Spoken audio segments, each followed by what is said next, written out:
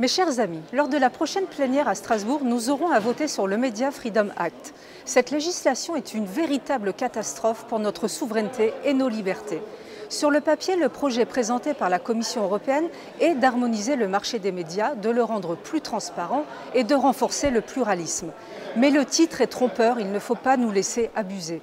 Tout d'abord, dans les grandes lignes du texte, on retrouve notamment la création d'un comité aux prérogatives contraignantes et l'encadrement des aides nationales aux médias qui mettra en danger les politiques culturelles. Au-delà de ça, le texte présuppose qu'il existe un marché européen des services de médias, ce qui est absolument faux et le Sénat le dit lui-même.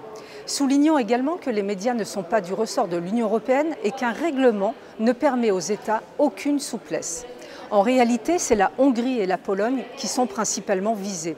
Il est donc question d'imposer à l'ensemble des États membres un cadre juridique pour seulement 2 États.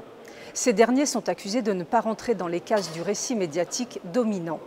Nous aurons d'ailleurs beaucoup à dire sur la liberté des médias chez nous. J'en prendrai 2 exemples. Delphine Ernotte, directrice générale de France Télévisions, donc sur le service public, avait déclaré qu'il fallait décrire la France non pas telle qu'elle est, mais telle qu'elle devrait être.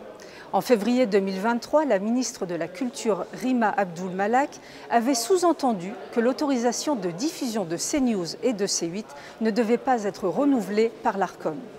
Sur les services de médias publics ou privés en France, il n'est donc autorisé que de tenir un discours et nous devrions expliquer aux autres nations le principe du pluralisme.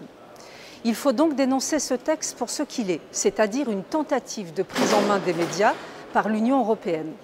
Une volonté de s'immiscer encore un peu plus dans la vie des Européens, une entreprise pour les contraindre de s'informer comme le voudrait la Commission, et en fin de compte, de veiller à ce qu'ils votent en conséquence.